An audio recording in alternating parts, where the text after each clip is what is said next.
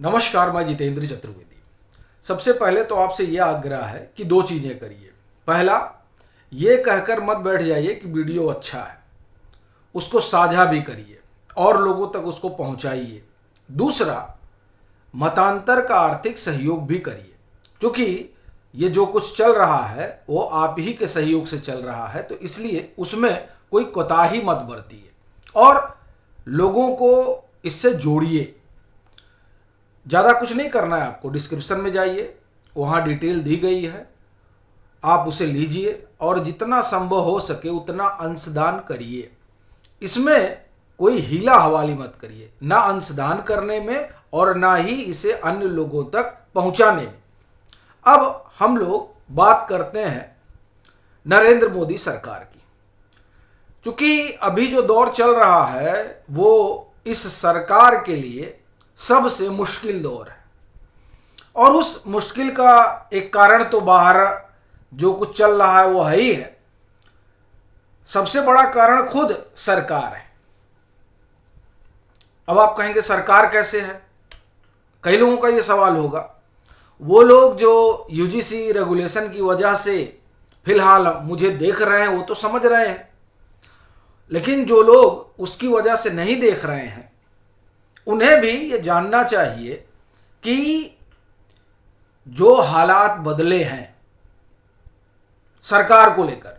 देखिए, जो विपक्ष है वो अपना काम करता रहा है पहले भी, लेकिन ये जो 13 जनवरी की तारीख है ना, या आप कहें कि जो अब की मकर संक्रांति रही, वो असल में संकट बन गई मोदी सरकार के लिए, क्योंकि आ गया यूजीसी रेगुलेशन और उस रेगुलेशन ने नरेंद्र मोदी सरकार के किए हुए पिछले सारे कामकाज पर एक तरह से कहा जाए कि मिट्टी डाल दिया। वैसे उस पर चर्चा होती रही है इस बात को लेकर कि साहब देखिए ये लोग तुष्टीकरण कर रहे हैं। ये बड़े आरोप लगते रहे सरकार पर, कई सारे। आप एक तरह से कहें कि वो लोग जो राष्ट्रवादी धड़े के हैं और जो ये मानते हैं कि अगर कुछ ठीक किया जा सकता है हिंदुस्तान में किसी के जरिए तो वो बीजेपी की सरकार है, वह भी अब इस राय में आ गए हैं कि साहब अगर ये जो कर रहे हैं ऐसे ही करते रहे तो ठीक होने की बजाय समाज जो है वो जातियों में बंट जाएगा। देखिए, मंडल के समय ऐसा हुआ था।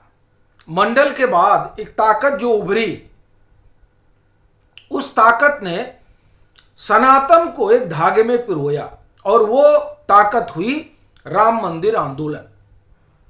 और उस आंदोलन ने इस पूरे समाज को, जो एक तरह से कहा जाए कि मंडल के जरिए जातियों में बटा और कई खाने हुए, उसको समेट लिया राम मंदिर आंदोलन ने।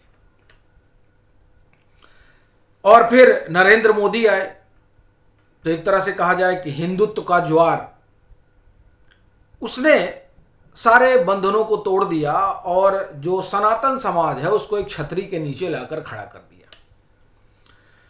लेकिन अब क्या हो गया है? अब यूजीसी रेगुलेशन आ गया। यूजीसी रेगुलेशन में सुप्रीम कोर्ट ने हस्तक्षेप किया तो स्टे लगा हुआ है, लेकिन इस बात से संतोष नहीं है उस वर्ग को जो नरेंद्र मोदी के लिए खड़ा हुआ था। उसे तो टीस है इस बात की कि भैया आपको हम क्या करने के लिए लेके आए थे और आप क्या कर रहे हो। क्या करने के लिए लेकर आए थे कि आप हिंदुस्तान को विश्व के पटल पर रखोगे, और आपने क्या किया? हिंदुस्तान को कहां ले जाकर रख दिया? यूजीसी रेगुलेशन के झमेले। स्टे के बावजूद इस पर जो दर्द है सामान्य वर्ग का, या हम कहें प्रबुद्ध वर्ग का, वो दर्द यही है कि सरकार से हमारी क्या अपेक्षा थी और सरकार ने किया क्या। और अभी जब आप इसकी बात करने लगी तो लोग गिनाने लगते हैं। देखिए, आपको यह बताने की जरूरत नहीं नरेंद्र मोदी सरकार ने क्या किया है। संकट यह है कि जब आप वैचारिक रूप से डिरेल हो जाएंगे सवाल तब उठेगा, और अभी मसला विचार का है, वैचारिक रूप से है। एक इंटरव्यू है प्रधानमंत्री नरेंद्र मोदी का, जिसमें वो ये कहते हैं, और वो इंटरव्यू मुझे लग रहा है संभवतः उन्होंने स्मृता प्रकाश को दिया था, यानी एएनआई को, और आप में से बहुत लोगों ने सुना होगा, जिसमें प्रधानमंत्री कहते हैं कि गुजरात का मुख्यमंत्री रहते हुए वहां जो आप देखिए कि मुसलमानों में भी पिछड़ा वर्ग है, यानी ओबीसी है, वहां भी उनके लिए सहूलियत होनी चाहिए। जब इस तरह की बात होती है तब प्रश्न बड़ा गंभीर हो जाता है कि ऐसा कैसे हो सकता है और इस तरह की बात क्यों हो सकती है। अभी भी यह माना जाता है कि ये जो ओबीसी का आंकड़ा है, इस आंकड़े में कई एक सारी चीजें हैं और उन चीजों पर बाकायदे विमर्श होना चाहिए। लेकिन खैर, मैं उधर नहीं जा रहा हूं।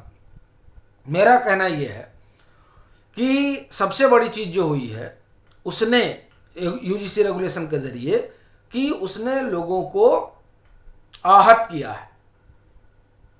वो ये समझ नहीं पा रहे हैं कि आखिर में सरकार ऐसा क्यों कर रही है और उसने ऐसा क्यों किया, क्यों नहीं उस पर कोई बोलता है। आप देखिए, और हम तो आपको आजकल सिर्फ ये बता रहे हैं कि प्रतिक्रिया क्या आ रही है। अभी देखिए, सरकारें बहुत घालमेल करती हैं ना कि आप जो है कन्वर्ट भी हो गए तो भी कोई बात नहीं, एससी एसटी का आपको जो है एससी का लाभ मिलता रहेगा। अभी देखिए, सुप्रीम कोर्ट ने बता दिया कि नहीं, कन्वर्जन के बाद कोई लाभ अब नहीं मिलेगा। ये होना चाहिए। जब ये चीजें होंगी ना साहब, तो ये जो बताया जा रहा है कि इनकी आबादी इतनी है, उनकी आबादी उतनी है, उसमें भी बहुत सारी चीजें स्पष्ट होंगी। हालांकि जनगणना हो ही रही है, जनगणना के बाद तो बहुत कुछ आ जाएगा, दूध का दूध और पानी का पानी। लेकिन ये जो यूजीसी रेगुलेशन है, इस रेगुलेशन ने किस तरीके से लोगों का मन खट्टा किया है, मैं आपको वो बताता हूं। देखिए, ये पीएम की पोस्ट है। पोस्ट जो है ये 9:42 पर है, 25 मार्च की। ये पीएम की पोस्ट है, ध्यान रखिए। यानी आप ये कहें कि पीएम को ट्विटर पर दौड़ा लिया गया। देश भर में एयर कनेक्टिविटी के तेज विस्तार के लिए हमारी सरकार पूरी तरह से प्रतिबद्ध है। इसी दिशा में आज मॉडिफाइड उड़ान स्कीम को मंजूरी दी गई। इसके तहत टीयर 2 और टीयर 3 शहरों में नए एयरपोर्ट और हेलीपैड विकसित किए जाएंगे। इससे दूर दराज के क्षेत्रों में रोजगार, व्यापार और पर्यटन को बढ़ावा मिलने के साथ ही आर्थिक विकास को नई गति मिलेगी, ये पीएम कह रहे हैं। अब देखिए, अब ये संदीप चौधरी कम्युनिटी है, उसने क्या लिखा है, दुनिया का महंगा लड़ाकू विमान F-35 900 करोड़ का है और मोदी ने राफेल 1600 करोड़ का खरीदा। अब ये कह रहे हैं ये, हालांकि मैं इस राफेल और F-35 की बहस में नहीं जाऊंगा। मेरा सिर्फ ये कहना है कि नाराजगी किस तरह से चल रही है। अभी आपको एक और सुनाता हूं, और ये देखिए, मोदी जी उड़ान योजना के अंतर्गत हवाई अड्डे बने थे, उसका क्या हाल है? वह योजना फेल हो गई क्या? आपने तो सपने दिखाए थे कि हवाई चप्पल पहनने वाले भी हवाई जहाज में बैठेगा, पर ऐसा हुआ नहीं। अब देखिए, ये तमाम सारी चीजें जो हैं वो कही जा रही हैं, ये टिप्पणियां हो रही हैं किस पर? पीएम की पोस्ट पर, और पीएम से इस तरह से सवाल पूछे जा रहे हैं। ये गंभीर चीज। हमने आपको पीएम का दिखाया, और आप अगर पीएम और बीजेपी, अमित शाह, इन सब लोगों का देखिएगा तो आपको ये मिलेगा कि भरमार लगी हुई है सवालों की और टिप्पणियों की। आप सोचिए कि कोई, जैसे कल ही हमने एक पोस्ट बताया था, आपने भी देखा होगा, केंद्रीय गृह मंत्री अमित शाह ने यूसीसी पर शेयर किया था, सभी लोगों ने कल शेयर किया था। लिटरली एक्स पर इन लोगों को खरी खरी सुनाई जा रही थी कि यूसीसी ले आए, यूजीसी हम मांगे थे जो ले आए, हमने तो यूसीसी कहा था ले आओ, और आप क्या लेकर चले आए हो? कई लोगों ने सवाल उठाया। आप जाकर अभी भी उसको एक्स पर देख सकते हैं, उसकी तस्दीक कर सकते हैं कि कैसे लोगों ने कहा कि कौन से आप सामान जो है कानून की बात कर रहे हो, यूजीसी रेगुलेशन थोप दोगे और कहोगे कि जो है हो रहा है। अब उसमें फिर कुछ लोग निकल आएंगे, कहेंगे अरे स्टे लगा हुआ है। ठीक बात है साहब, स्टे लगा हुआ है, लेकिन जो वर्ग आपके साथ खड़ा है वो इसीलिए सवाल पूछ रहा है। और ये जो एक्स पर भद पिटी है, चाहे प्रधानमंत्री हो, चाहे गृह मंत्री हो, चाहे बीजेपी हो, उसका कारण यही है। ये आपने जो किया है वो आप ही को काटना पड़ेगा। कहा जाता है ना, बोया पेड़ बबूल का तो आम कहां से होए। तो जब बबूल बोइएगा तो आम की आशा मत रखिए। वाह मोदी जी, वाह मोदी जी वाला मसला जो है वो आप एक तरह से कहें कि अभी लोगों के जहन में वो बात नहीं आ रही।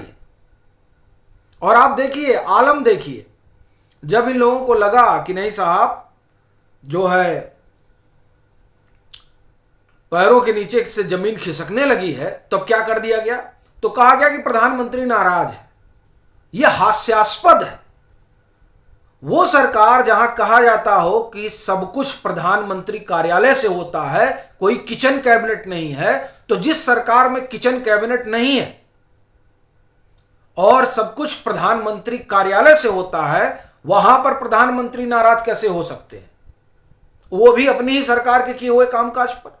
और अगर नाराज हैं तो उनको 1 मिनट में खत्म करना चाहिए यूजीसी रेगुलेशन, 1 मिनट में। इंतजार नहीं होना चाहिए था कि ये कोर्ट में जाए और तब पीएम नाराज हो। इस बात का इंतजार नहीं होना चाहिए था कि लोग रामलीला मैदान और जयपुर में इकट्ठा हो जाएं तब पीएम नाराज हो। इस बात का इंतजार नहीं होना चाहिए था कि सोशल मीडिया पर बीजेपी के खिलाफ, प्रधानमंत्री नरेंद्र मोदी के खिलाफ मुहिम चलने लगे तब पीएम नाराज हो। यह है मामला है क्या? जब इतना एक तरह से कहा जाए कि सब कुछ हो गया और जितना 10 साल में, 11 साल में नरेंद्र मोदी की सरकार ने किया था वो सब बर्बाद कर दिया गया, तब पीएम नाराज हुए। और बर्बाद कैसे हुआ? सिर्फ एक यूजीसी रेगुलेशन से। और उसके बाद में जब तक मामला कोर्ट नहीं गया था तब तक उसके पक्ष में जिस तरह से बैटिंग की जा रही थी, उस बैटिंग ने उस समाज को और नाराज कर दिया। कई बार तो ये लगता है कि क्या ये जो पूरा खेल है, ये जो यूजीसी रेगुलेशन आया, ये रेगुलेशन एक ऐसे समय में आया जब आरएसएस विराट हिंदू सम्मेलन करा रही थी। तो कहीं ऐसा तो नहीं है कि उसमें यह हुआ कि अब आरएसएस, भाई चूंकि देखिए आपको ध्यान होगा संघ प्रमुख ने कहा था कि बीजेपी की वजह से हमारे अच्छे दिन नहीं आए हैं, हमारे कामकाज की वजह से बीजेपी के अच्छे दिन आए हैं। यह आपको ध्यान होगा। और आपको यह भी ध्यान होगा कि इसी 2024 में जेपी नड्डा अध्यक्ष हुआ करते थे, तब उन्होंने कहा था हम स्वयंभू हो गए। तो क्या वाकई में बीजेपी अब स्वयंभू होने के फिराक में, जो संघ प्रमुख ने कहा था कि हमारी वजह से बीजेपी के अच्छे दिन आए हैं, तो जिनकी वजह जो कह रहे हैं हमारी वजह से आए हैं, उन्हीं को, यानी उसी संगठन को ही साइडलाइन कर दिया जाए। क्योंकि ये जो यूजीसी रेगुलेशन है, जिसको लेकर आप एक तरह से कहें सामान्य वर्ग आंदोलित है, या हम कहें प्रबुद्ध वर्ग आंदोलित है, या मैं कहूं कि वो धड़ा जिसे राष्ट्रवादी कहा जाता है वो आंदोलित है, वो बेसिकली जुड़ा तो इसी संघ परिवार से है। और मैं ये नहीं कह रहा हूं कि वहां वो 3 वर्ष की ट्रेनिंग लिया होगा, नहीं लिया होगा, लेकिन वैचारिक तौर पर वो अपने आप को संघ के करीब पाता है। हमें से बहुत सारे लोग हैं जो वैचारिक दृष्टिकोण से खुद को संघ के करीब पाते हैं। कोई शिक्षण प्रशिक्षण नहीं है, लेकिन लगता है कि नहीं साहब ये धारा है, ये धारा कुछ बेहतर करना चाहती है, इसलिए लोग उस धारा से जुड़े। अब अगर उसी धारा से जुड़े हुए लोग यूजीसी जैसी बात करें तब लगता है कि नहीं नहीं नहीं नहीं, नहीं हमने तो गलत रास्ता पकड़ लिया। यह समस्या है। अब यह देखने वाली बात रहेगी कि इससे ये लोग निपट पाते हैं या नहीं निपट पाएंगे तो ये मानकर चलिए कि जो नाराजगी है वो नाराजगी सबको निपटा देगी सियासी तौर पर। बाकी आप लोगों की क्या राय है जरूर साझा करिएगा।